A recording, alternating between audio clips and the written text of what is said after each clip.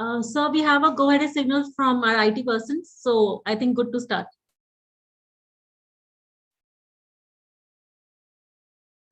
Ratan sir?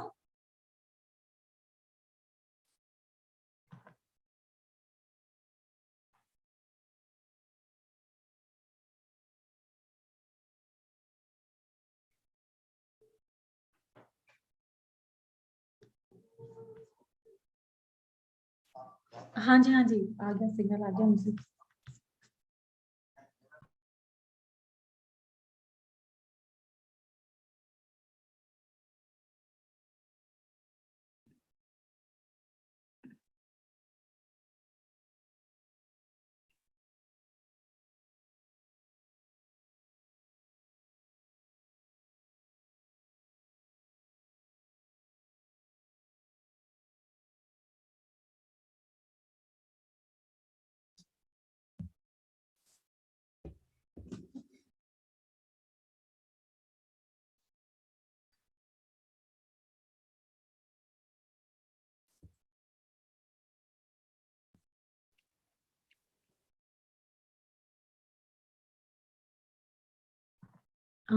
Sushil sir, are you there?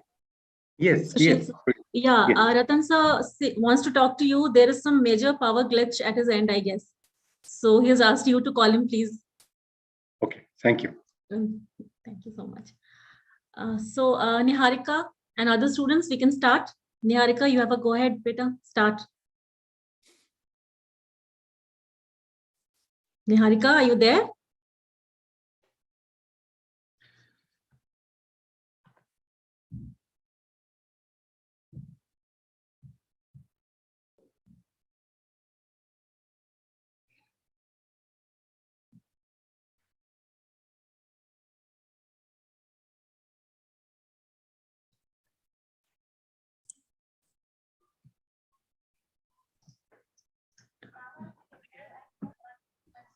Okay, give me a minute.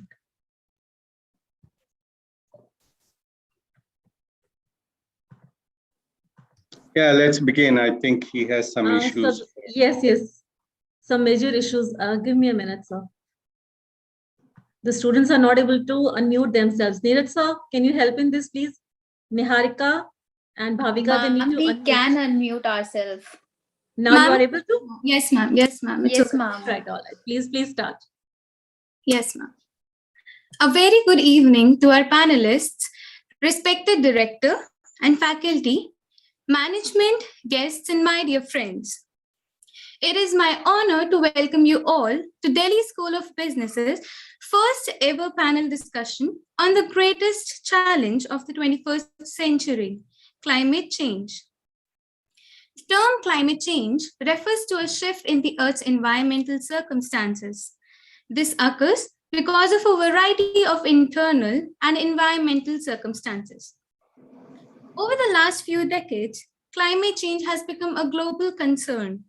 Furthermore, these climatic variations have a variety of effects on life on the planet, the ecosystem, and its ecology.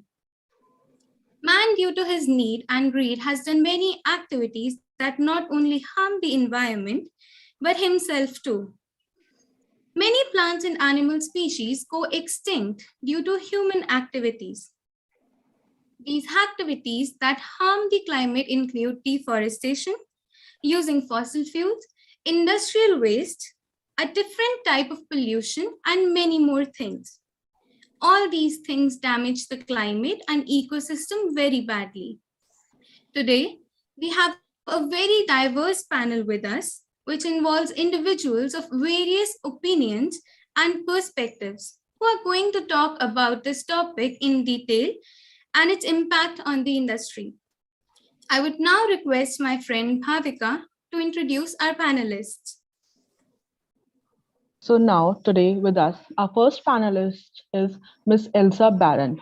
She's a program assistant at the Center for Climate and Security and Institute of Council on Strategy Risk.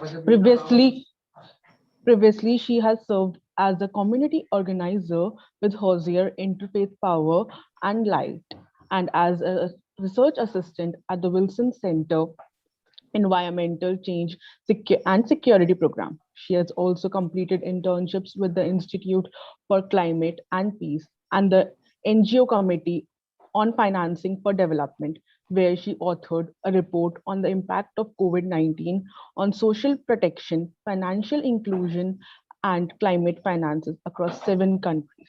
Elsa Ma'am writes as an environmental journalist through the Penny Institute for Public Policy at the Colorado School of Mines and as a freelance writer on Medium and other publications. Her writings has been featured in the Wall Street Journal, the Chicago Tribune, and The Hill, among others. Her climate activism has been featured in Rolling Stone, Inside Climate News, and Kalpin approves this message. We welcome you, ma'am.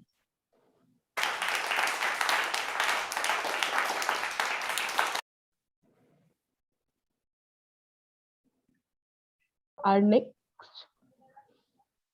yes, ma'am. Well, I was just going to say thank you so much for that kind introduction. It's wonderful to be here with all of you. Now our next panelist is Dr. Charles Rao. He has over 3 decades of professional experience and is the founder and executive director of Climate Healers, a non-profit dedicated towards healing the Earth's climate. A systems specialist with a PhD in electrical engineering from Stanford University. Dr. Rao worked on the internet communication infrastructure for 20 years after graduation. He received 5 exceptional contribution awards from AT&T Bell Laboratories between 1985 and 1991, a distinguished member of the Technical Staff Award in 1990, the Intel Principal Engineering Award in 2003, and the IIT Madras Distinguished Alumnus Award in 2013 for his technical contribution. He is the author of 22 peer-reviewed technical papers, 50 Stanford contributions, 10 US patents, and 3 Canadian patents. We also welcome you, sir.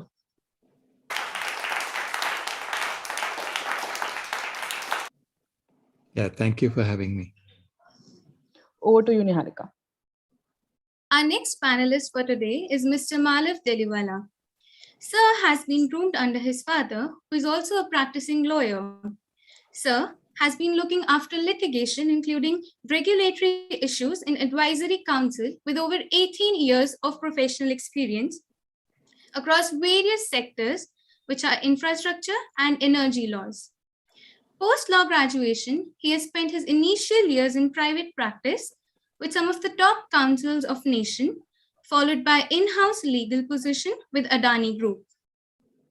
During his private practice, the focus was on contractual litigations, intellectual property rights, and represented corporate clients across various sectors, including realty, food, and beverage.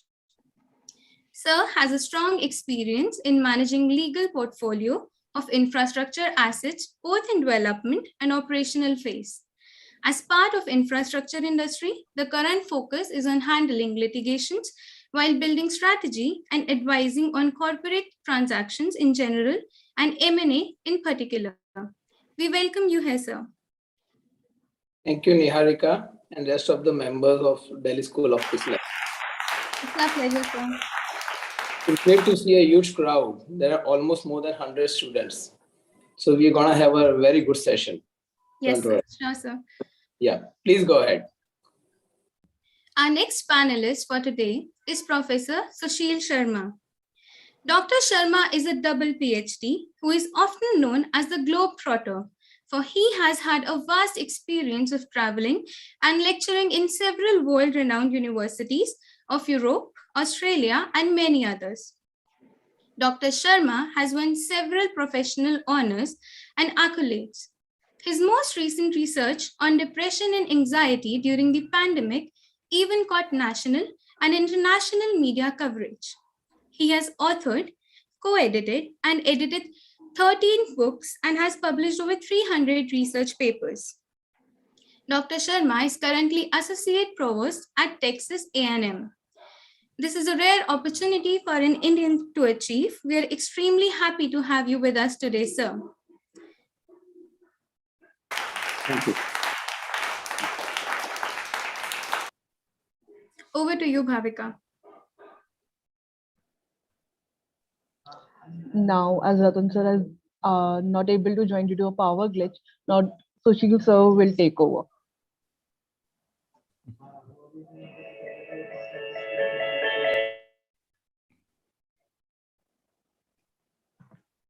So it's my pleasure to welcome Elsa to start the proceedings. I have read about Elsa a lot. I virtually also attended some of her presentations in the past. It's a unique honor and privilege to listen her again. I'm sure the audience will enjoy. She's the one who has done a lot of work at the ground level, and you will enjoy the proceedings. So Elsa, here you go. It's all yours. Yeah, thank you so much, Dr. Sharma, for the introduction, and Professor Sharma for organizing this panel, as well as all of the many students who made it happen. It's just such a pleasure to be able to be speaking on this subject and hopefully having a robust and open conversation on this. So hopefully you all are now able to see the presentation that I have just started sharing. And today I'm going to talk a little bit differently than we could talk about so many areas of interest under the realm or the title of climate change. But what I really hope to focus on today is climate impacts, and thinking about those climate impacts on both a global and regional level, and also at a very local decision-making level, and then hopefully translating that into some applications for the business world in terms of what kind of impacts this has and what kind of solutions we can offer. So first, I just want to overview how climate change is shaping the global landscape. And so as a program assistant at a think tank in Washington, D.C. called the Center for Climate and Security, we think a lot about the way in which climate impacts are intersecting with other areas of instability or global threat around the world. And so climate change, as it increases our global temperatures, as it increases the energy in the system that goes into natural disasters and weather events, we see these conditions changing. We see increased fire, increased storm intensity and frequency, which can feed into flooding or sea level rise, which is due to Arctic ice melt. And then we have in other areas the challenges of decreasing precipitation and drought. And so those are kind of the natural forcing factors, but those can be threat multipliers for other conditions of instability or challenge. We have all experienced the pandemic over the past 2 years or so, and disease transmission, or the jump of new diseases from wildlife into humans is also becoming a greater threat as ecosystems are getting smaller and smaller, and the interface between humans and wild species is getting larger. So that's another threat, in addition to the fact that temperature changes can actually change the range and location and degree of different tropical diseases in particular that are expanding out into other areas. And then the final bubble on here is migration. And we're going to talk a lot more in depth about that issue, but all of these other forcing factors can also trigger migration that can lead to population displacement and instability. That is another concern shaping the global landscape we see today. And then immediately I want to take this down to a local level. And I have had a lot of experience organizing in the local community and witnessing local level decision-making in my own communities here in the United States, and have engaged in processes at the UN level, for example, COP26, where you get to hear from local actors from around the world. But this case study is based on research on migration and climate impacts in Bangladesh. And so I'm going to take you into decision-making from the community level, and then we'll see what kind of decisions this crowd might make when faced with the challenge. So this theoretical exercise is based on the case of a rice farmer. And because of sea level rise, there's not only increasing flooding that has the possibility to displace populations from their homes, but because the level of water is also rising from underground in the soil, it's causing increasing soil salinity, which in some cases can be just as large of a driver as flooding would be, because it's changing the agricultural landscape and the ability to produce food. So because of increasing soil salinity, rice crop yields are decreasing in their success. And so this is impacting the livelihood of farmers around the world, in particular in coastal low-lying areas where rice production is common. But this general feature, the way that climate change is impacting agriculture, is something experienced widely in different cases. So I actually am hoping we can do a little bit of an interactive segment here for those of you who are able to, either on your computer or phone, to type in this link and then answer this question with what you might do if you were placed in this decision making, where climate change is impacting your livelihood and the conditions are progressively getting worse. How do you respond? And so the options here, which if people are able to actively participate in this, should show up on the screen as they come in, are: one, to stay at home and continue farming, continue your traditions and your livelihood. The second is to stay at home and look for new information and technologies that can help you adapt to the changing climate conditions.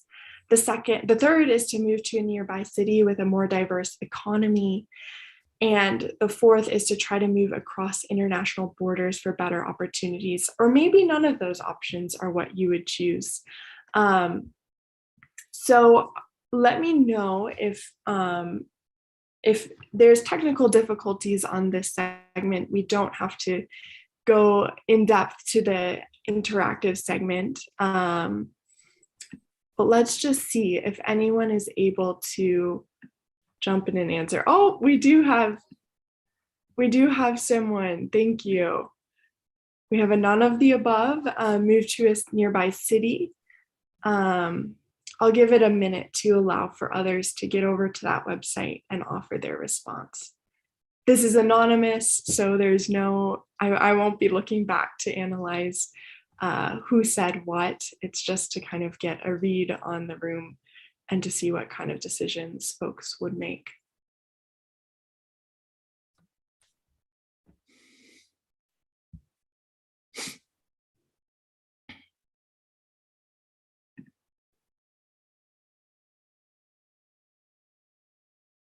Okay, this is great. More folks are opting for option B, staying, but also looking for new information and technologies to adapt. Gaining more and more popularity. I'm very curious to know what those of you who selected none of the above would do. So if you're willing and you selected none of the above, go ahead and put your alternative solution in the chat and we can talk about that as well.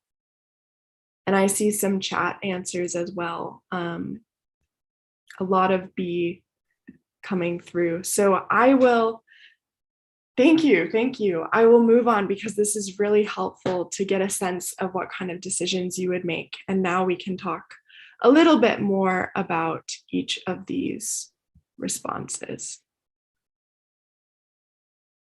B is gaining even more popularity. So with each of those options, there are costs and there are limitations.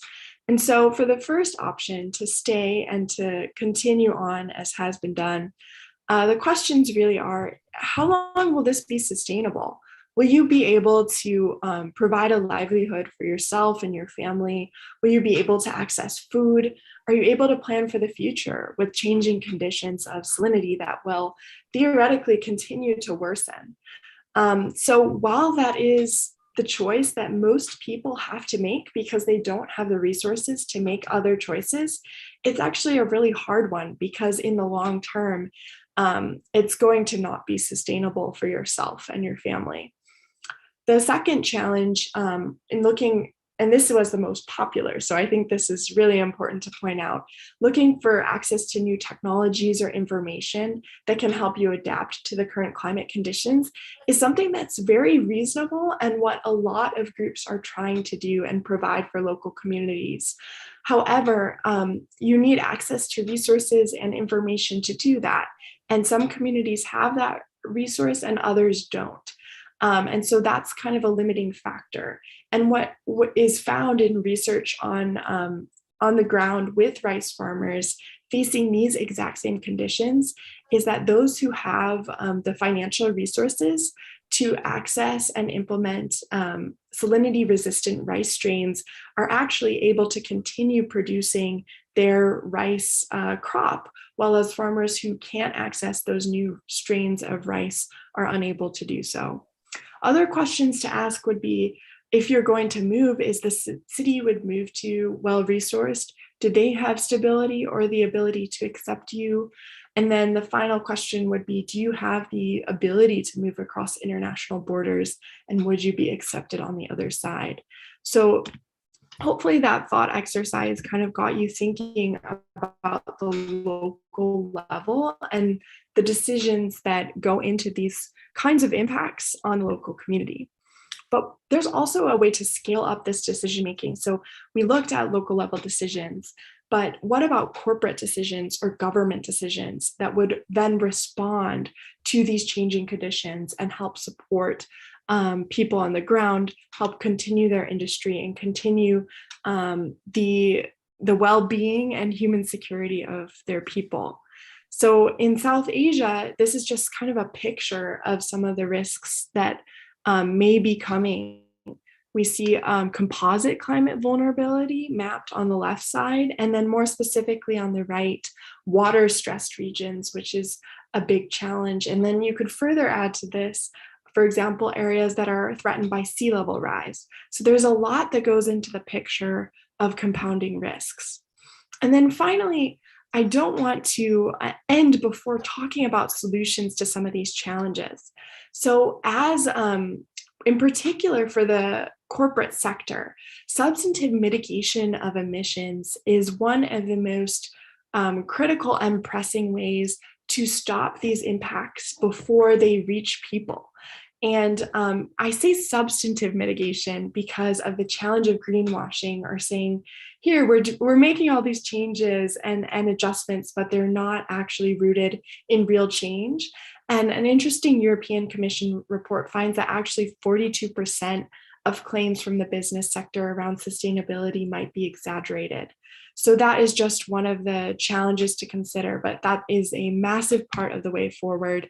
And then finally, climate finance and the ways in which those kinds of resources, for example, information and access to salinity-resistant rice strains, can be distributed to communities that need them. Financing is a critical part of the way forward and an area in which you all as students can play a large role on the global and national and regional scale at helping people adapt to climate change. So I'm happy to take questions after the other panelists are able to speak, and you can also contact me or find more information about the Center for Climate and Security at this website. And now I will turn it over to the other panelists to hear the wonderful insights that they have. Thank you. Thank you very much, Elsa. As you would have noticed that Elsa does a lot of action research, a lot of work at the community level, at the ground level. So her ideas and her, the sharing that she did with us is based on her first-hand experience. And she is very well known worldwide for her work. And I'm sure later on, if you have some questions, you can interact more. As she said, either you can go on the website or have her contact to interact much more in detail. Thank you, Elsa. Thank you very much. And now I think it's my pleasure to introduce our friend, internationally acclaimed author, and the person who have done tremendous work in this area, Dr. Charles Rao.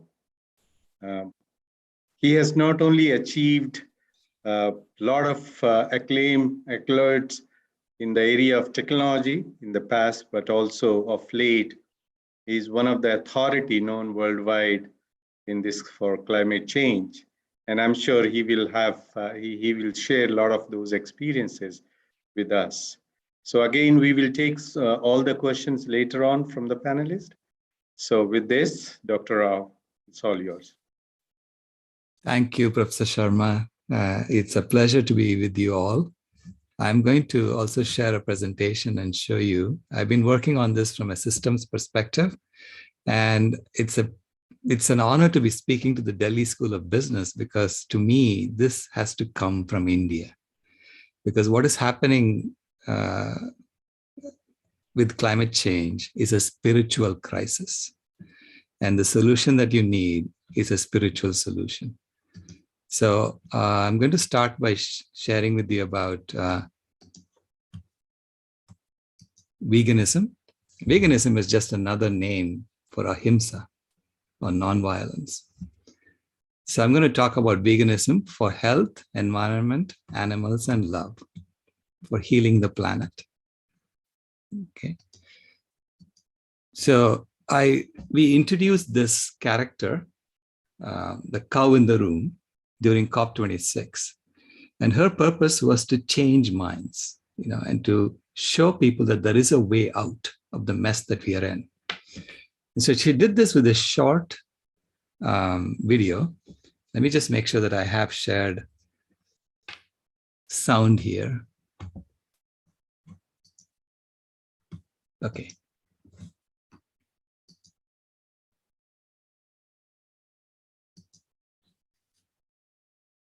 So here's a 1-minute video.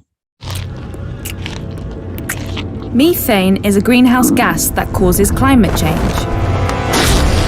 So much is being emitted that life on Earth is collapsing. Know where most of it comes from? Me.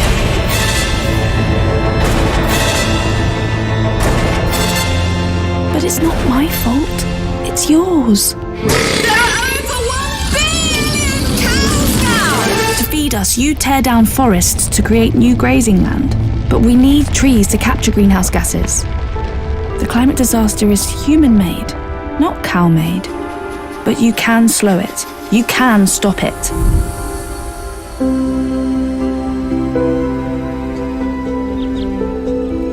You must stop eating meat. Me too. A plant-based diet is good for all us animals and the climate. You can make a difference. Transform to a plant-based diet.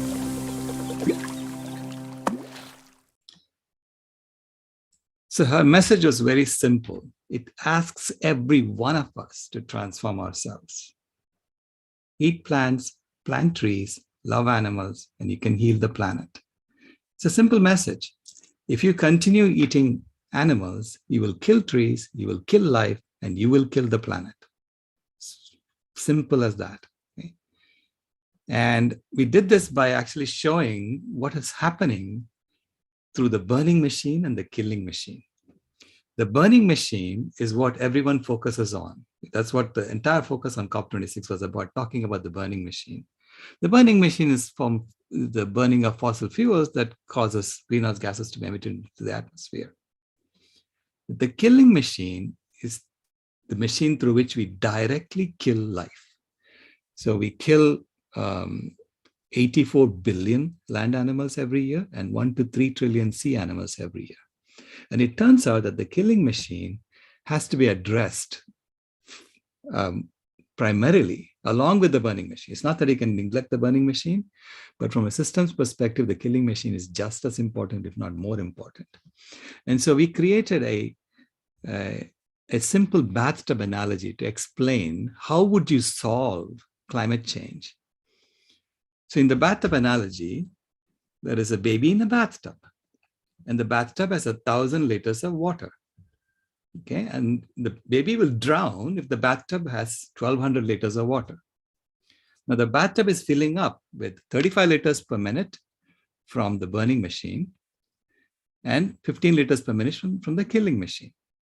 So if you just look at the water alone, you may think, oh, you need to focus on the burning machine. The killing machine is secondary. But there is more to it. The burning machine faucet is also connected to the aerosols tank. So for every 1 liter per minute that you turn down the burning machine faucet, 10 liters pours from the aerosols tank into the bathtub. Okay, so it's connected. In the same way, the killing machine faucet is connected to the drain of the bathtub.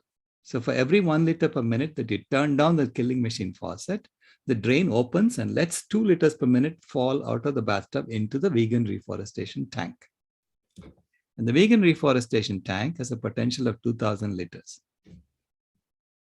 So the problem you face as a plumber is, how do you turn these two faucets off without overflowing the vegan reforestation tank and without killing the baby? Yeah, so that's your problem. So how do you solve this? Now, I have 4 animations to show you what happens if you just turn off 15 liters per minute from the killing machine, or you turn off 15 liters per minute from the burning machine, or if you don't do anything. So those are 4 options I'm looking at. Okay, and I'll show you what happens. First option is we are going to just turn off we are going to do nothing. If you do nothing, what happens?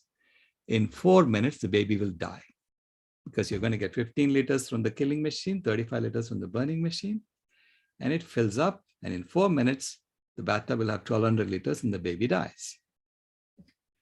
Now, next, suppose we focus on just the burning machine and don't do anything to the killing machine. Okay, ignore the killing machine, continue consuming animals as we have done. Then the baby dies in 1.4 minutes. It dies sooner. Why is that? Because as you turn on the burning machine faucet, the water from the aerosols tank is going to pour into the bathtub and the baby will drown. You ask, is this real? Yes, all these numbers correspond to exactly what's happening in the environment today. 1,000 liters in the climate bathtub corresponds to the 1,000 billion tons of CO2 that we have added to the atmosphere since 1750. Okay, the aerosols tank corresponds to the cooling gases that we are pouring, mainly through burning fossil fuels. So, okay, the third one is, if you just focus on the killing machine and you don't do anything to the burning machine, what happens? Even then the baby dies, but the baby dies in 40 minutes. Because now you're going to turn off the killing machine faucet, it goes to 0. You'll open up the drain. So now 30 liters is coming out of the bathtub and 35 liters is pouring in. So which means the bathtub fills up at 5 liters per minute. So that is a 90% reduction in the filling of the bathtub. Okay, and that's why we claim that animal agriculture is the leading cause of climate change, because it has the potential to turn off at least 87% of the greenhouse gas emissions if we shut down that industry. Of course, as any plumber will tell you, you have to turn off both faucets if you don't want the bathtub to overflow. Okay, so in reality, we have to address both. And so that's what the 4th animation will show you.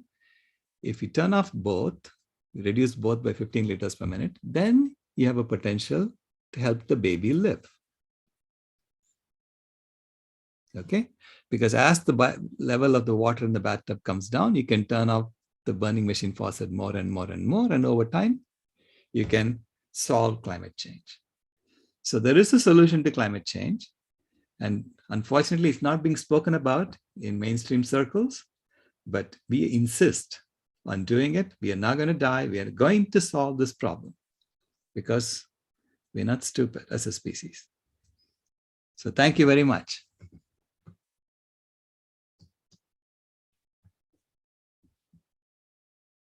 Thank you, Dr. Rao. As you might have noticed, that a lot of time you hear more traditional terminologies, what is causing the climate change. And Dr. Rao has been working with the other side of it, which is so-called non-traditional, which is getting now more and more attention, as you would notice in the recent literature, that it's not only the burning side which needs to be taken care, but it's also the killing side where one has to be more concerned with. And as many of you must have noticed that none of us, we ever notice about the killing side, the statistics which Dr. Rao shared. Thank you, Dr. Rao. And, as all of you know that he lives in the West Coast, so this is too early for him to be here. We appreciate you being part of this panel and sharing your ideas with these youngsters at Delhi School of Business. So now I would like Bhavna or somebody to take over to introduce the third speaker. Yes, sir. So our next speaker is Mr. Malav Deliwala, sir. Sir is legal head at Adani Power Thermal and Transmission Business Group. Sir not only has over 18 years of experience, but it has been a very diverse one with him dealing in different sectors. We cannot wait to hear and learn from you, sir. Thank you, Niharika, and everyone. Thank Good you. evening, everyone. Good evening in India, at least. For others, it's good morning. So I would just add from what Elsa and Mr. Rao has said. I'm just sharing my screen.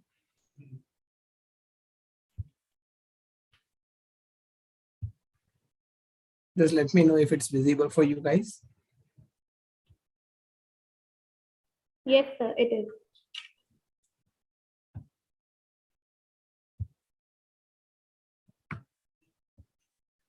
Yeah, so hi. So we will talk on the energy perspective whenever we are talking about the climate change and the greatest challenges that we are facing for the 21st century.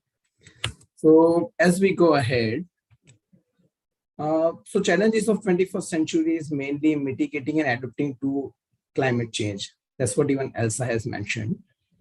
At the core of the challenges is the question of the energy consumption, and dependence on the fossil fuels, which are the two relevant factors which are important for the crucial and the climate change challenge. Thirdly, is that India has to strengthen its Paris ties, that is Paris Agreement, by committing to reduce the carbon intensity to less than 45%, which earlier when in 2005 we signed the agreement, it was reducing the carbon footprints by 33 to 35% or under that. So now we have increased that range of it. Now, how to achieve that? So there is a OSO work, Green Grid's OSO work. What is a Green Grid? Green Grid is a non-profit open industry consortium consisting of the end users, policymakers, technology providers, facility architects, and the utility companies. Their motto is that one sun, one world, and one grid is an international solar alliance that fosters solar energy infrastructure globally. This enables all nations to meet the targets of the Paris Agreement, because many countries, and not only India, have executed this Paris Agreement. Copenhagen, you must all be knowing about. So that was the main factor. And it also stimulates the green investments and creates a millions of jobs. Another thing that we can reduce this emission is by using the electric vehicles and mainly focusing on it. Of course, the developed countries have been following the pursuit and they are much ahead than us, but we are also contributing for the same. So because the transportation contributes for 23% of the global energy related greenhouse emissions, and electric vehicles can really convert about 59% to 62% of the electrical energy from grid to power at wheels. This is what the research has said, against the conventional sources of fuel, that is petrol vehicles, that only converts about 17 to 21% of the energy stored in the petrol to power at the wheels. Battery electrical vehicles are said to have a zero tailpipe emissions. So making a paradigm shift to electric vehicles can also lead to a very good climate change condition and to face those challenges. And electrical vehicles have potential to reduce the emissions of the climate change, as we all know. If we go ahead, then there are the green bonds introduced by our government, that is Indian government, which is intended to encourage the sustainability to support the climate. It also finances the projects aimed at energy efficiency, pollution prevention, water management, sustainable agricultural, fishery and forestry industries. It also finances the cultivation of environmentally friendly technologies and mitigations of the climate change. And as our finance minister rightly said in this budget of 2022, 2 of the 4 pillars which were addressed in the budget speech were energy transition and the climate action. So how are we going to do this? So India is currently having a 12% of its dependency on the renewable energy. Out of 100, it's only merely 12%. Although our target for 2030 is that we would be meeting our energy requirements by 50%. Even in this budget, we have proposed that 5 to 7% of the biomass pellets will be co-fired in thermal plants, resulting in a carbon dioxide savings of 38 million metric ton annually. It will also prevent stubble burning in the agricultural fields, which we face from the northern India whenever there is a smog in the atmosphere, and you guys must have observed that. Even Europe has proposed binding climate and energy proposed targets for 2030 as part of its overall efforts to move to a low carbon economy and to cut greenhouse gas emissions by 80 to 95% by 2050. So we are in line with what the other countries or the rest of the world is doing. And that's what my presentation is all about. If we have any kind of questions, then we may please go ahead. Thank you. These are my contact numbers. You can anytime contact me.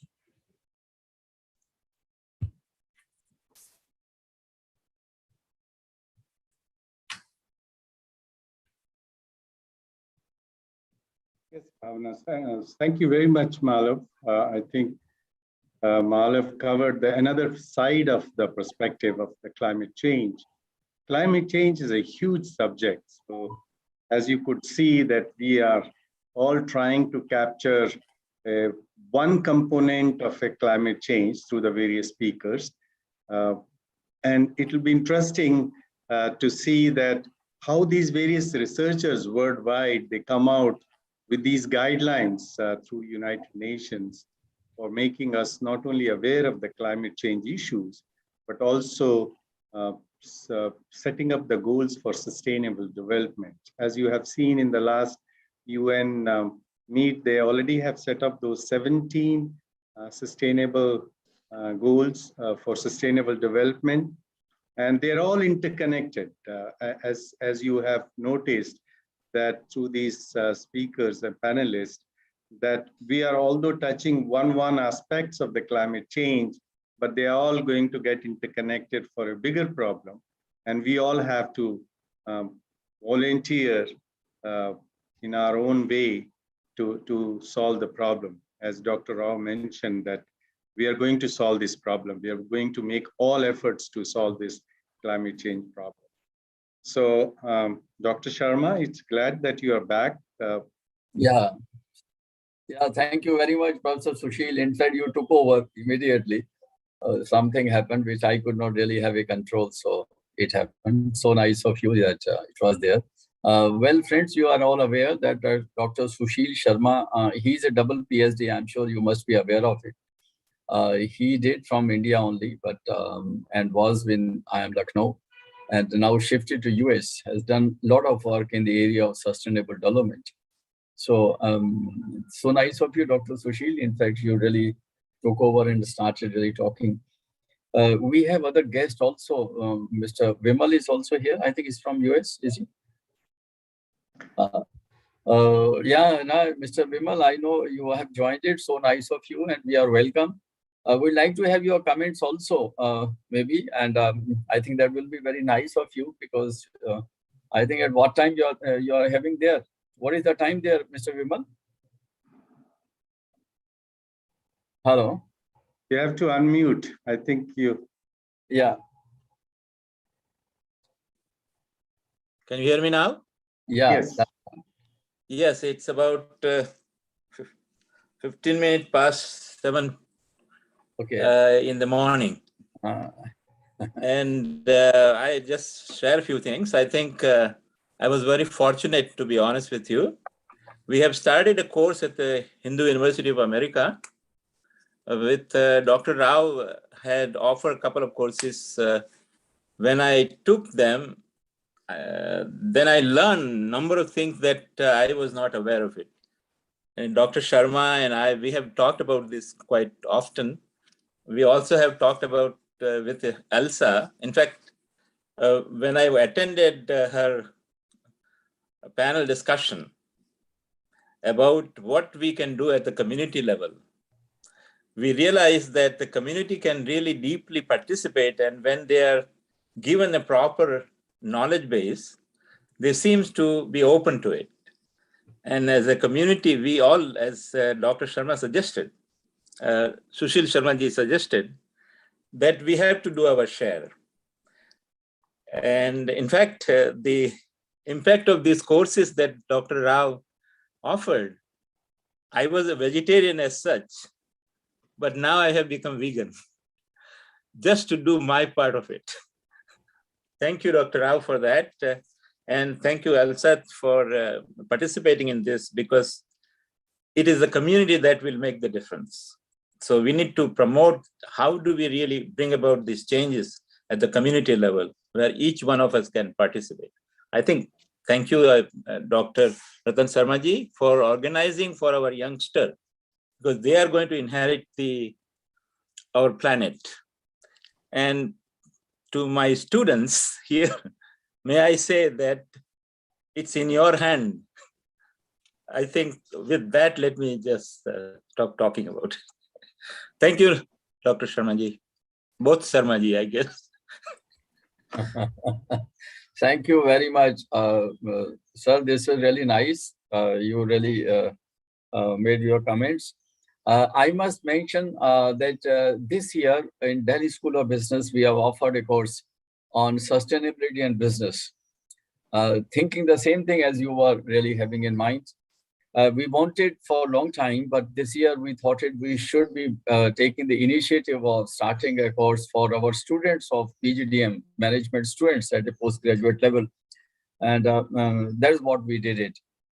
And we talk about, in terms of what you are mentioning, these are our students who are really participating in it. And we talk about what we say the SDGs, various SDGs and other issues involved. And climate being one very important issue, as you have said it, and I'm sure they will be interested. As said it already, that climate is a boundaryless problem. I mean, it affects every one of us. Therefore, it does not matter whether you are in US or you are in India or any other country. Therefore, we have to be very taking a decision in a very collective fashion. And that is very, very important for us.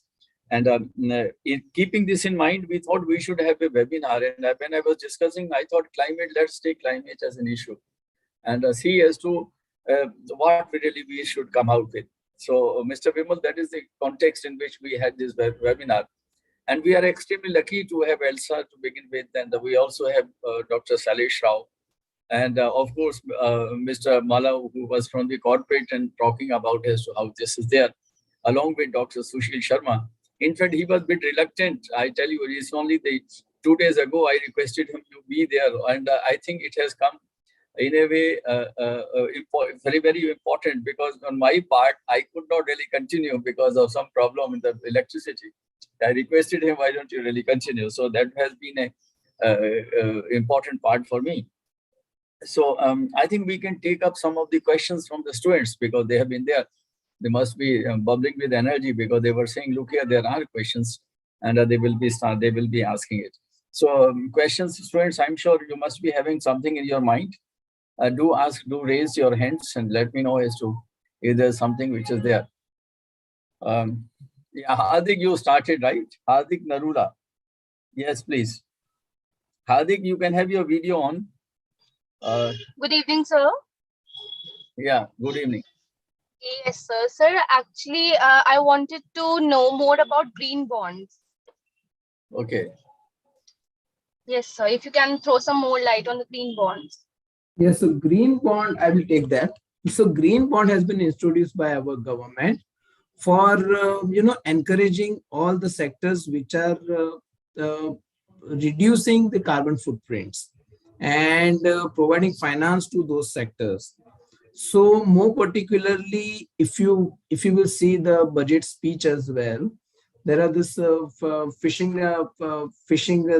fisheries, and there is this another sector called agricultural, pollution prevention, energy and water management. All these sectors have been given the facility of green bonds, wherein they can get the easy finances.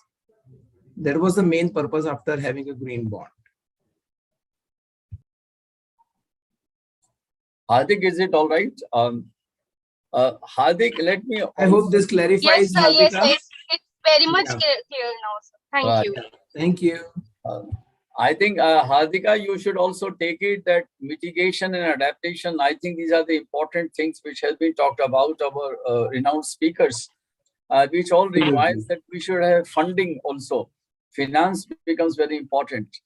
And from that point of view, I hope globally, I think we are more thinking in terms of having the green finance. And naturally, I think there has been a discussion whether from the who should provide the finance.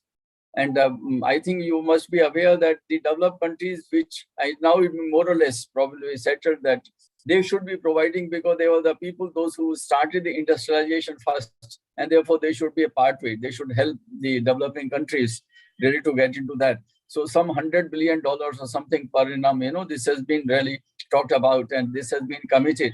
So it is in this context that Government of India also has come out that we should be having a sustainable development policies. And this green bond issue, which Mr. Malla was talking about, really has done it. We'll discuss that more, of course, in the class, but I think there is a broadly a thinking. I thought let me supplement with what Mr. Malla also mentioned. Sir, anybody else would like to really throw light on it? Dr. Shailesh or Elsa or Dr. Sushil? I hadn't heard about green bonds, but if I wish they wouldn't promote fishing, if that's what they're intending, because there's nothing green about fishing. So thank you. Right. That's true. That's true. From your perspective, I think I think it's this is how it is. This is how it is right now over here. So as long as you have more plankton in there, that might help mitigate the effect of some of the fish killing. And it is not only about the fishery, but it is also about the forestry as well. Yeah, to develop the fish, that greenery around. So any fund which is that is there for developing this. Fair enough. Yeah, anybody? Hardika, you have done it. Yeah, Shreya, you wanted to say? Shreya? Yeah, quite a few. Bhavyata. Yeah, Shreya, are you around? Okay, next we take it, Bhavyata. Yes, Bhavyata. Good evening, sir. Good evening. Sir, my question is to Mr. Malav that in India, as we all know, that there is still time that EV would be used by everyone. So, do you think that at that time when all the individuals would be using electric cars and vehicles, so the situation can still be handled at that point of time?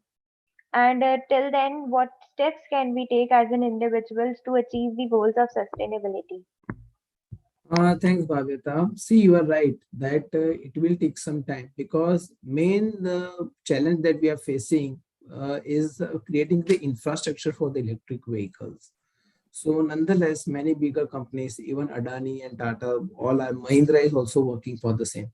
So once the infrastructure is there for charging those batteries, because currently if we are seeing those cars are very good. I mean, Tata is there in that, MG is there in that, Mercedes is there. What is happening is that you need to charge those cars after a few hundreds of kilometers. So once the infrastructure is created, then it's going to have a very good market, and it will definitely impact on the climate as well, positive impact. But we need to wait for a couple of years for that because it's in process right now. It's not only about the charging, but you need to have the stations. You need to have, like, as we are seeing, those fueling stations like of petrol or diesel. There should be something like that. Currently, it takes 7 to 8 hours for a bigger car to get charged. So we need to have an infrastructure for that. And we are in right route right now.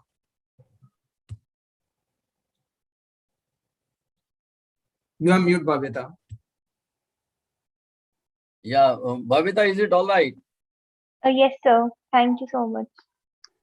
Dr. Rao, I think I know there are students will be asking, but then I was thinking you have a lot of both Elsa and you more on the action research, and you mentioned about more spiritual part of it. Would you like to little more elaborate how really as an individual, as a community level, how we can do it? I know in US is highly developed, highly conscious, society. And we still are surviving. I mean, your level is, your poverty level is much higher than what we have it in our Indian case. So I think, how do you really try to suggest as what is that we should be doing about it in India? Yeah, it's a complete system transformation that we are looking at. Okay, it is not just tweaking things, because if you look at what is happening today, we are siphoning about $2 to $3 trillion worth of resources from the global south to the global north every year. So this is why I say $100 billion returning $100 billion is absolutely not sufficient. Okay, because we need to now not only level the playing field, but also start returning some resources back to the global south from the global north to help the global south develop. And it is about all of us recognizing that we are in this together. This is one planet. And therefore, how do we distribute our resources so that everyone is lifted up? Because we've all been contributing to the heating of the planet. So I say that we are in the climate heating phase right now, and we are transitioning to the climate healing phase, and then to a climate harmonizing phase. So there is a 3-stage model that we are creating to show this transformation happening. So then we understand where we are in this transformation and what steps do we need to take. Okay. So there has to be some systems work done to make this happen. And that's what we're working on right now. So nice of you, which means system requires a lot of comprehensive work, not merely individual here and there. I think we have to think a little more holistically. That probably is what I think we have to do, and not merely tinkering here and there, which normally we do. We are good at, rather. I mean, we are very good at tinkering. Yeah, Elsa, your views, please. You have got a lot of action research work. You are just doing it. How do you suggest in the context of India? Yeah, well, absolutely. There are so many layers to solving the massive, comprehensive problem of climate change. And I think that the point of viewing this in a perspective of needing healing is very powerful, because it encompasses the reality that there are a lot of systems and decisions that are broken in the current context. Great framing. But let's, for example, take the electric vehicle issue and dive deeper into that. So it's wonderful to see the innovation and the technology developing for electric vehicles. And yet those technologies are actually, they are also dependent on supply chains and extractive processes that have environmental impacts in the communities where those are. So in addition to saying, okay, we can transition to electric vehicles for the transportation that we require, how can we also limit the amount of transportation we're using, or find ways to create collaborative ways to innovate on public transportation or on sharing of some of these resources, to ensure that we're not just diverting to consumption in other areas that's going to have deeper impacts. And then further on that, with the electric vehicles, you plug it into your electricity port. Now the level of fossil fuel use of that electric car is not down to zero necessarily, because it depends on what is going into the electricity grid. So then we turn over to our electricity system and say, what we really need is some innovation on that branch. And that can be done through a number of areas, but the community level innovation is really significant here.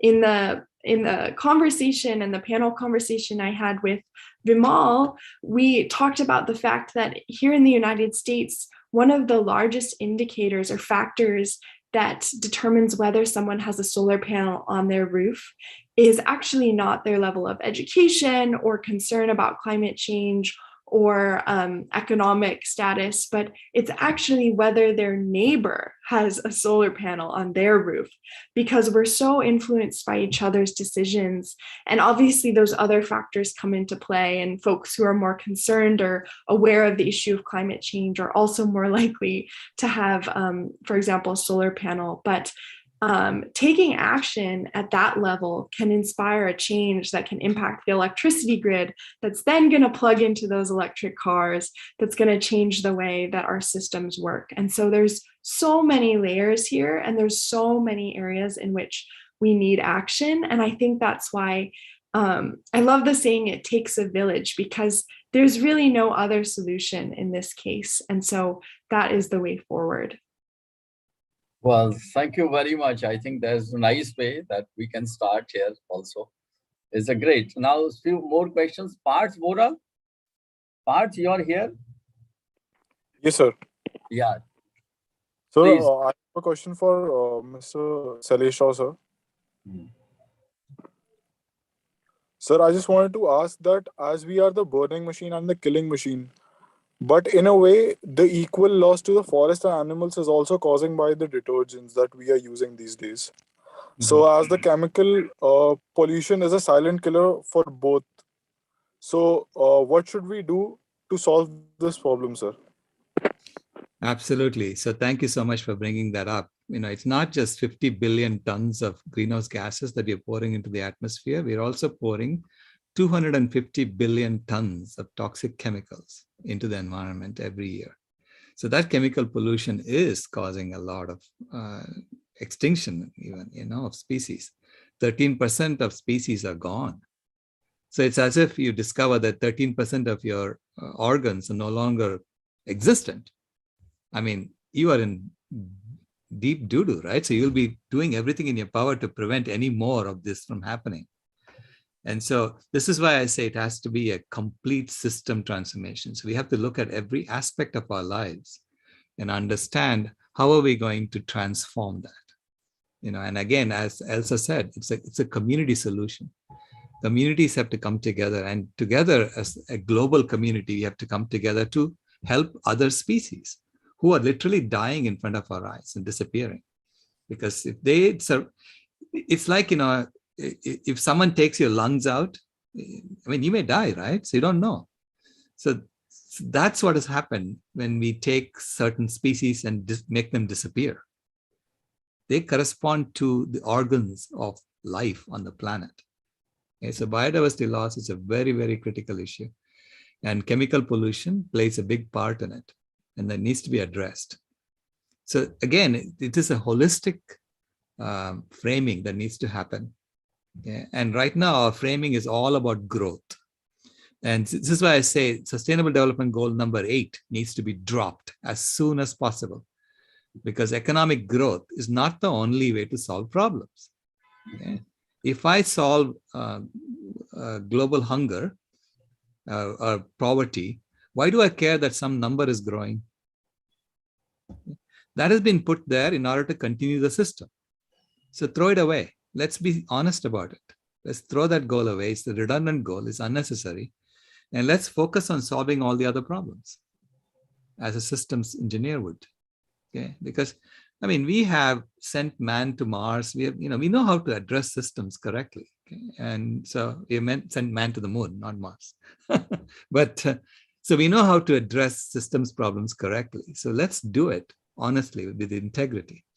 And that's where I think I would like to see the Delhi School of Business playing a part, the Indian Institutes of Technology playing a part, because it's a collective problem solving that needs to happen. Thank you. Thank you very much, Dr. Rao. I think very nicely you said it, and very boldly you said it. SDG 8 should be out of the picture. So I think there are other ways to solve the problems, not necessarily only this one. I think, let's see as to how really these things come out.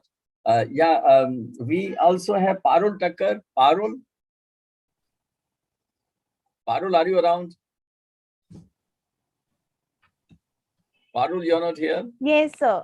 Yeah, please. So Actually, Elsa ma'am just answered my question that I was having in my mind. Okay. Yes. What was that question you had in mind? So the actions that she told now, that one only. Okay, which means you wanted what action should be there at community level. Is it Yeah. that? Yeah, actually, I just want to ask that will they actually work for the future generations or like this thing? That she just answered that all. Okay, lovely. That's great. So Yes. nice is which means we think alike. That's okay. So we also have Somil Garg. Somil, are you around? Yes, sir. Yeah. So my question is for Miss Elsa, ma'am. So basically, I want to ask that in the pandemic, we were hearing that ozone layer is healing and environment is getting better when the world was at the stop. So what are your views on that? Yeah, thanks for that question. And it was pretty fantastic to see, for example, mountain views emerging out of the smog, and to see wildlife on the streets of cities. And that was a really beautiful, I think, fantasy of what the world could be like. But honestly, at this point, it's still a fantasy to be thinking that way because of the entrenched systems that we have. And immediately within months, we were kind of back up to emissions dropped, and then we were right back up. And if we want to create that world that we kind of witnessed a glimpse of, where there was the seeming harmony between humans and the nature around them in a way that hadn't been seen for many years, we need to get to work and enact some real change. And we don't want it to be a tragedy, a global tragedy that is going to lead us to that point. That is absolutely not the goal. I think what would be fantastic to see is a real vision inspired by that moment for thinking differently about our values and about the way forward. We saw, first of all, how fragile some of our social systems were and how easily they kind of fell apart in a time of collapse and in a time of global tragedy. And so thinking about human security in terms of climate, and how can we bolster the resilience of our systems? How can we ensure that if there are similar global events that will shape our future, that we're more prepared for them, and that we also prevent them from happening through some of these actions now that we can take through the innovations and through the systems changes that have been discussed to ensure that we can, start seeing those mountains on a daily basis and all of that. So I hope that that's both a picture of, that's not the solution. We ramped right back up, and what we need that deeper level change. But hopefully it's a glimpse of hope that it's possible, that that kind of change is out there. And I think we know that change is out there because our lives have deeply changed in the past 2 years in ways that we wouldn't have previously imagined. And so it's possible that they can change again, but hopefully this time for a positive outcome as opposed to in response to some of the tragedies of the pandemic. Oh, thank you very much, Mr. Elsa. So nice, really. I just a quick question before I ask Mr. Jatin and Mahek really to ask question. As an education institution, I'm sure since you are all associated, what is that we should do? Because we are, bound by certain limitation in terms of examination and, those, giving certificates, diploma, degrees, etc. The whole curriculum, we got it. Because this is good in terms of community, but then how to involve that in the whole curriculum, the structure and the formal part. Sushil, I think we would like to, how really from your background too, I like that. Please help us out as to how we should be a part of it. Because ultimately our students all feel very excited about this part, but it is an NGO sort setup. or in a formal setup? Which way we should go for it? How should you try to help us? And which type of skills we look for? Thank you. Thank you. First of all, I'd like to make a mention that the panelists have so much to share. You just experienced one iota of their expertise and experience. So in future, if there is an opportunity to have a half-a-day workshop, probably they will be able to share so much which will be valuable to all these young students and young minds. So again, once again, I thank, as I said, you must have just got the few ideas, but they can be elaborated for days and days. So I think the justice could be done better if this is a half-a-day workshop or a one-day program, and they can elaborate on much of their initiatives and the work they have done. Coming back to your question, I think the very fact to realize that climate change is a real, this has to be embedded into the curriculums at all levels. So here in the United States, many schools are recognizing and introducing this as a core course, as you know, as a general education course, a gen ed course. So at all level, right, for all students with whatever degree they are planning to get, they go through this course of having a climate change. And within the climate change, there are a number of different issues, whether sustainability, sustainable goals, sustainable development, environmental issues. So various things are touched upon. And then some schools are also going one step ahead. They are not only starting this as a core course, but now they are building these the specializations. And in that specialization, they are integrating the regular professional courses with that. So what the finance area could learn from the climate change for their actions, what the engineering students should know while they are designing the new designs for whatever machines to take into account of the climate change, what the mathematical students needs to know, building those models, again, to highlight the significance and importance of this. So there are a number of initiatives the universities are already getting into, but this probably needs to be more and more as a revolution, and not only in some select universities in the United States, but as Dr. Rao and Elsa mentioned, it has to be the entire globe. It has to be the responsibility worldwide. Somehow, I went through the same program in India as Dr. Patel and Dr. Rao went, that when we got into engineering program, then everything is about engineering. That mindset needs to be changed. We need to have a more liberal arts foundation. And as part of that liberal arts foundation, this fits very well, where people needs to be sensitized. Look, if I as a student do not know anything about the climate change or sustainability, I cannot have those conversations at my home with my siblings, with my brothers, with my sister, which mean I cannot sensitize them. I myself is not sensitized. So education is the great way. And forget about the college level. I personally think that this has to start right at the elementary school.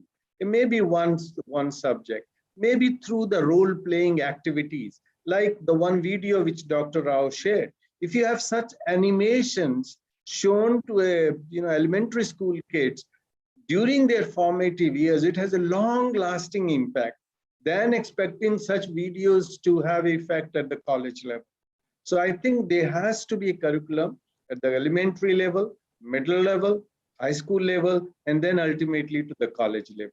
And each stage, depending upon their gaining power or how you can build these curriculums, we can build some videos, animation, role-playing activities, or even simulation games to show them the seriousness of it.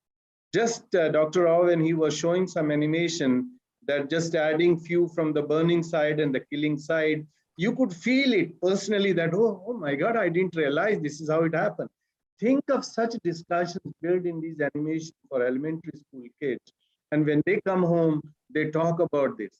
The biggest change could be brought by the youngsters when such of these things are inculcated at early stage of their life. So I'm sure those are some of the ideas for education institutions to pick up from. And as I said, like this as a one seminar or webinar is great. It's a good start. However, you shouldn't stop here. Maybe this itself should be the specialty Delhi School of Business should pick up and have a more extensive workshops. And then the students should actually come forward to organize this rather than the management. And once students come in, they are going to create that impact of community which we are talking about. So I'm grateful again to Dr. Patel, Dr. Rao, and Elsa for sensitizing the Delhi School of Business students and faculty. But I think there's much, much more need to be done in action, including changes in the curriculum. Thank you. Thank you very much, Dr. Sharma. I think you really said it as to not only a core course, but also, from every or what we say cross-functional disciplines, those have also to be there. Maybe our new education policy takes at least to some extent that way. I think you must be aware that in India, we have a new education policy being launched, last year only, wherein engineering students should have a more of liberal arts, courses and those things. Likewise, the social science, we should have little more of, those other courses we should be able to appreciate and understand, so that there is a cross-functional understanding and one can appreciate how really things are there. But you said so beautifully, this has to be a part of the curriculum, and also one can understand what is to be done. And but that is not sufficient. I mean, what you said is the beginning, and that is what we started it. Any view, Dr. Rao, from your side on these skills, etc.? What is that you look for in Elsa? You please. Yeah, I completely agree with Dr. Sharma. This is a grassroots education effort that needs to happen, because it is a complete system transformation we're talking about. We think basically we are changing people's idea of the world itself, and our role in it. Because our role is not to be just consumers. Our role is to be a species that contributes to the planet, to the well-being of the planet. Okay, so this is I see this as the transformation from the caterpillar to the butterfly. And so we are in the chrysalis phase right now. And COVID-19 put us in the chrysalis phase. So I take my hats off to Mother Nature. She knows what she's doing. And she put us in the chrysalis phase and said, do you now know what you are? And we said, no, we don't. And we jumped up and started emitting more and more, sticking vaccines into us, But she will send another message if we don't listen. So it's time for us to start listening. Yeah, it's a time to start listening to Mother Earth. I think you're right, Mother Nature. Yes, very rightly you said it. Yeah, Elsa, your views on it, please. Yeah, I mean, I echo what the others have said as well. And I think that the solutions and what we need in terms of education is really interdisciplinary and cuts across a lot of these subjects. So as has mentioned, it's great to have a systems engineer mind behind this to look at the full picture and to say, what are the solutions? But we also need people who are great communicators to get this message to the public. We also need people who are spiritual leaders to say, here's our moral responsibility to act on some of these issues, and here's why we care about it. We need bold business leaders who can say, hey, we need to do things differently here.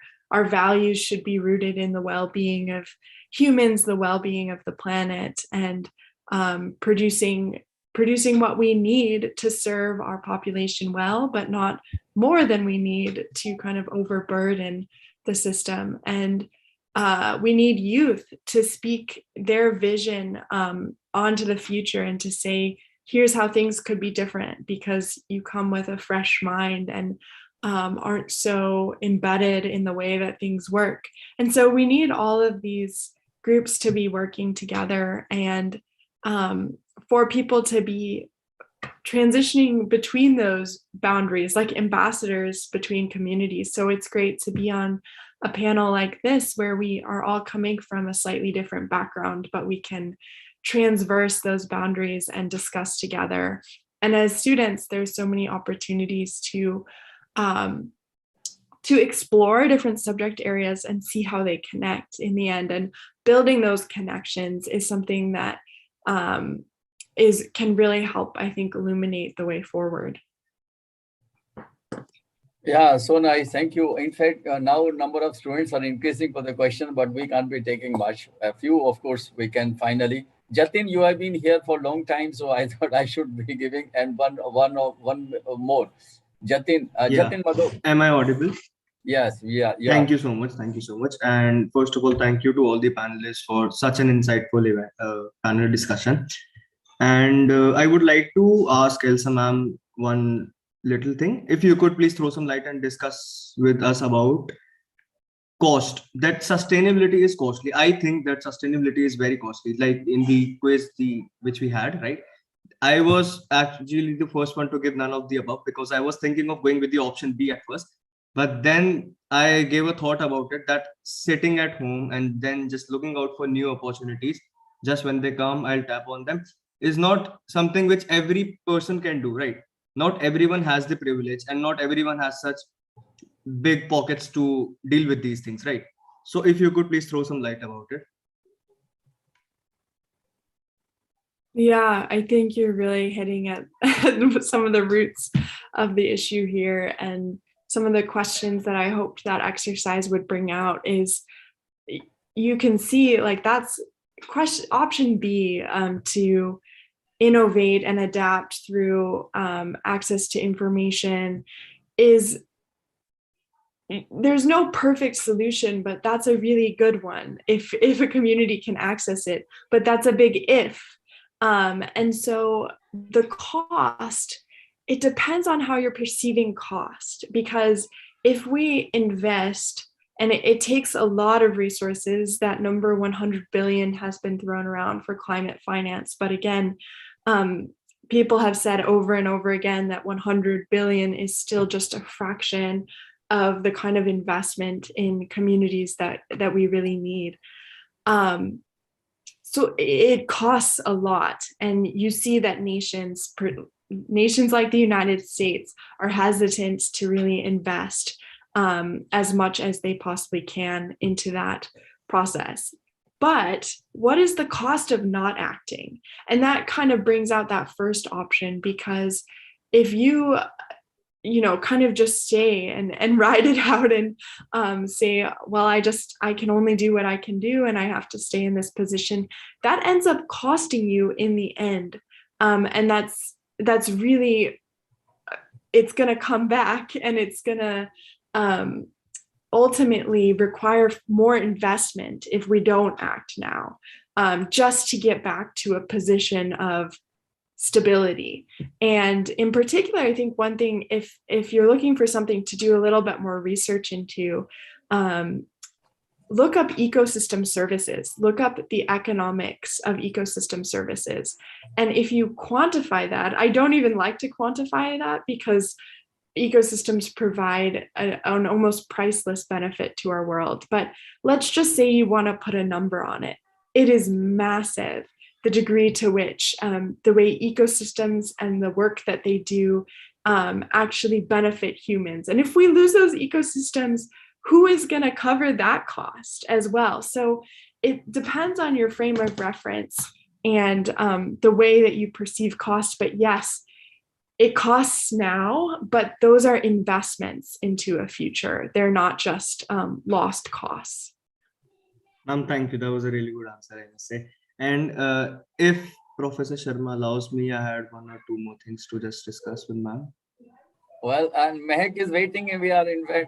Okay, just one short thing from all the panelists, please. Come on. So, are the governments actually taking the appropriate steps towards sustainability? Because every government today, according to me, which I feel is taking steps towards better GDP, better growth, and better income, better revenue. But with these things, there are other costs, like ma'am mentioned, which they are ignoring. if you are boosting up your economy, you're somewhat sacrificing your climate. Hand to hand, right? So let's take an example of Tesla. They're working so well for the country, for the people, and for the whole world. They're producing electronic vehicles, which is going to reduce our carbon emissions and help us in better future, right? But the cost of this is the extraction of lithium batteries. So the batteries are of lithium, and the extraction is actually harming the nature at the same point. So boosting up the economy is somewhat harming our nature. So can there ever be a balance between these two things? It's just all I wanted to ask from the panel. Anyone could please. Yeah, I've been very clear about that. We need to drop goal number 8. It's not a goal. It should be an outcome, if anything. So as a systems engineer, when someone puts a redundant goal in there, I always question that, why would I even consider a redundant goal? So, and so as you point out, governments are just focusing on that and pretending to solve all the other problems by just growing the economy. And that's just a pretense. We are running an ecological Ponzi scheme. That's what's going on. Okay, we're running an ecological Ponzi scheme, which collapses if we don't grow the Ponzi scheme. And so this is why we need to think about a different way of organizing ourselves and then help people transition from a Ponzi scheme, which is about out and out theft, from Mother Nature, to something there where we contribute to Mother Nature, because we are part of the ecosystems of the planet. We are the climate harmonizing species of the planet. Okay. As soon as we admit that we are changing the climate of the planet, we own it as a species. Thank you, sir. Thank you. Beautifully said. Climate harmonizing species. Lovely. Nice word. Nice term. You raised it. Finally, Mehak, you wanted to say, because you were waiting. I thought in this last Yes, point. sir. Yeah, Yes, Mehak. sir. So we are talking about the climate change, and for climate change, global warming is one big reason. And for a solution towards the global warming, we are just suggested to use the renewable resources. And so my question comes up now, that does the renewable sources actually harm the environment? And this question is open. Anyone can answer. Okay. I would like to take this. See, there are pros and cons for everything. So of course, it is harming the environment to the extent that we are using the resources. But in comparison of that, the conventional sources of energy that we are using right now, or the conventional sources of the way that how we are producing the electricity or the energy. So always in comparison of that, renewable sources are much, much, much better. Yeah, I can say definitely that if we are going more towards the hydroelectricity, then it is better than even the solar ones, or maybe the wind electricity as the wind projects or the hydro projects. But in case if that also, because see, the demand is also very high these days, and it is going to be ever increasing. So we need to have a dependency even on the solar panels as well. So yes, some amount of damage is going to be caused to the environment, but not to the extent that what we are damaging right now. So we have to take sustainability in mind, and thereafter we have to go ahead like. Anybody else would like to comment, observe, what? The renewable Again, energy. if I'm given an opportunity, and I have made that point earlier, but just if it could be helpful as an example. Worldwide, researchers have tied this aggressive behavior of the new youngsters with the games which they play when they are in the childhood era. And, every one of us, we feel good when the child at the, 3 years old or 4 years old, when he's asking for something, instead of giving attention to a child, you give him a Xbox or you give him some electronic gadget where he can play the games.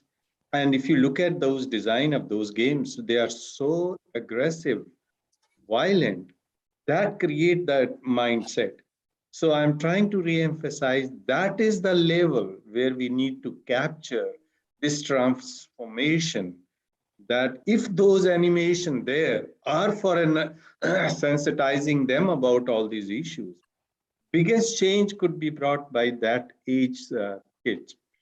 Just to share one quick example, when my kids were going through this elementary school education, and they must have noticed certain things, the way I talk to my friends, the way I talk to my, family.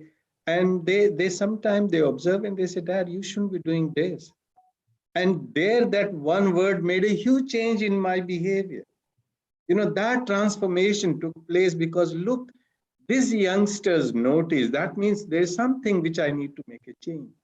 So some of these climate change and environmental awareness and sustainability and all those issues which we are discussing here at the college needs to have the basic discussions through, as I said, role-playing activities or some of these stories, animation built, and the kids are exposed as early as possible, because those are the firm foundation with which they can begin.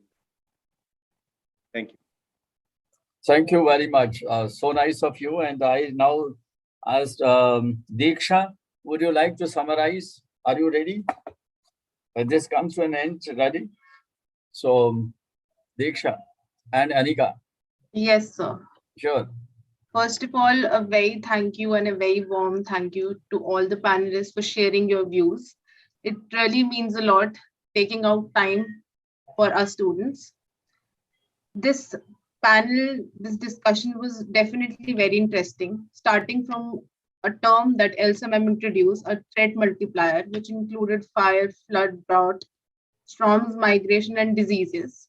And she also gave a case study about the Bangladeshi farmers, Bangladeshi rice farmers they're facing about soil salinity, which is due to the level of water level rising. She also said that climate change is impacting livelihood and how the conditions are getting worse. Also, she was kind enough to tell us the solution as to how we can control this. One was the greenwashing and the other one was climate finance. Then Mr. Shailesh Rao sir talked about a very interesting term, which I personally found very interesting, which was climate change is a spiritual crisis. And how he said that veganism could control it. And I deeply and I very interestingly, I'm into it. You talked about how health, environment, animal, and love, which you said was healed, how it can help to control all these problems. And I totally agree with you, sir. Then Malav sir talked about Paris Agreement, electric vehicles, and green bonds, which was talked in this year's budget as well, and how green bonds can help in India's idea of getting a carbon emission, to control carbon emission by the year 2030. And green bonds, we all know it's a new term for us, and he really described it well. So thank you so much, sir, and thank you so much, Ratan sir, for giving us this opportunity to learn. Thank you so much. Over to you, Anika. Thank you, Diksha. Now, I would like to thank the management, Delhi School of Business, our director, sir, for giving us an opportunity to learn and gather insights about climate change and how we need to keep this thing in mind while taking any important decision of our life, whether it is in business or in personal lives. Our faculty and admin staff for sparing their precious time and making it here, imparting essential knowledge about today's topic to us. We feel this is going to be relevant for the time to come and will, of course, give us an edge in our careers, which all of us present here will agree with.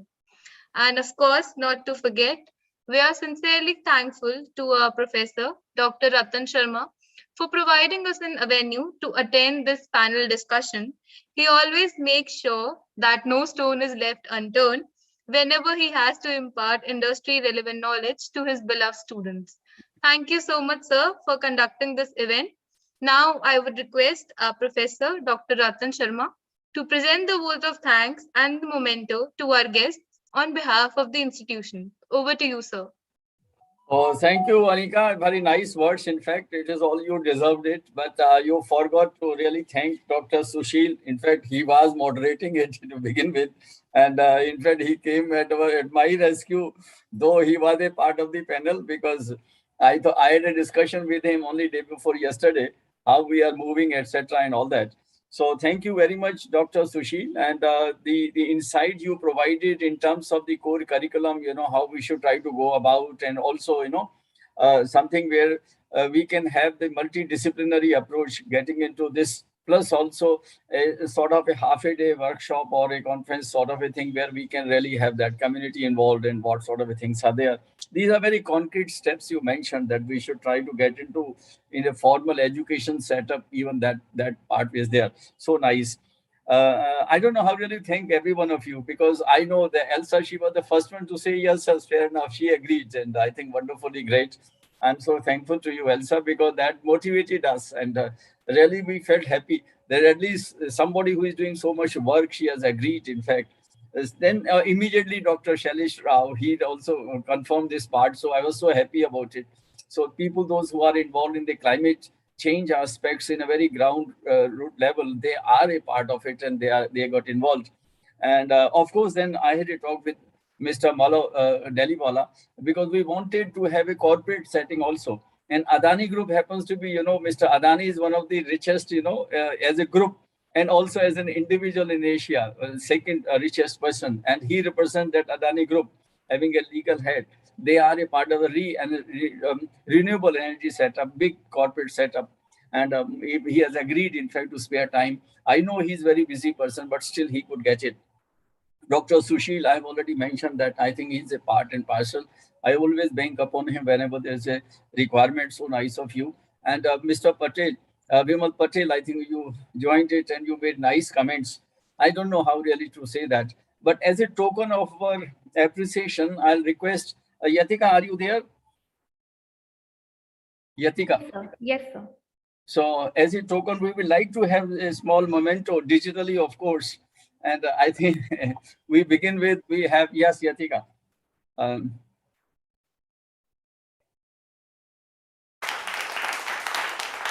This is for Elsa Baron. So I think it will be sent to you. Elsa, so nice of you. I know this is the digital virtual part. Therefore, virtually, please accept it also. Give a big hand. So nice of you. Thanks a lot. And yeah. Thank you. Thank you. Welcome. Please welcome. It is our pleasure, and we are so grateful. Yeah. Dr. Shailesh, you in particular, because I think we have made you to get up so early. I think I realized it only later on, I think the time-wise, but you know it, in India, 5 is too late for our students, But then you could really make it. So nice of you. Thank you very much indeed, once again. And then we have, of course, Mr. Malab. Yeah, he's there. So thank you very much. You really made it in representing the corporate sector from our side. A great rally for that, and we are so thankful. And thank you, Mr. Sharma, and every panelist and students as well. Oh, so nice. Thank you. You guys are rocking. Bye. Okay. So Dr. Sushil, once again, thank you very much. In fact, and it will be digitally. Please accept, and we will provide through your emails this part. Physical, I think we may. I don't know. I will just check up as to how this is to be done, but that is what is there. Finally, Anika said it, both of things. I don't know, one can really express one's feelings of that, those which are there in the heart. But I must say that you all really so I'm thankful to every one of you, those who are present. Also, my faculty colleagues, number of them, they were present here. Those who really made that this is a good audience and asking questions. Students in particular, as I mentioned that we are offering a course on sustainability and business for the first time. And we thought that let the students get exposed to the best thought leaders in the world. And there's what is there. So we are thankful to them that they were a part of it, and other guests, those who are here. On behalf of management, director, my faculty colleagues and staff, indeed it is a pleasure for every one of you. I should not forget to mention the students who organize in a way. In fact, I'm only a frontline worker. I'm only a part of it simply because it's a course to be offered. So they said I'm there. But in the other students, those who did it, Niharika was there involved, in fact, in the whole process, which was there. Niharika, Bhavika, I think they were to have introduction, but somehow because of the problem at my end, probably they could not really make it. And then we have, of course, Anika and also Diksha. They could make it. Yatika, who is really trying to control the whole process, which is what is done. I think they were there. I should not forget Bhavna. In fact, my colleague, she is there. So she really helped me.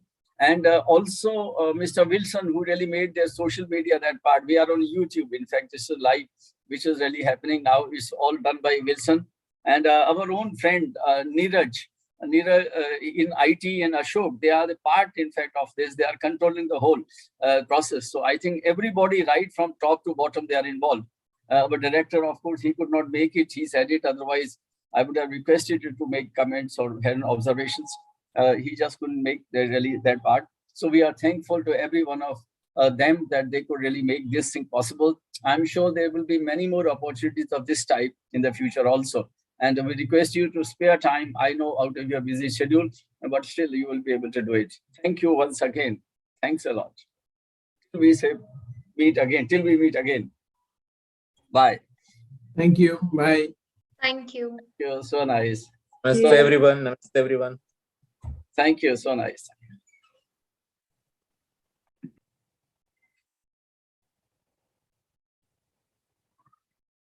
Thank you, guys.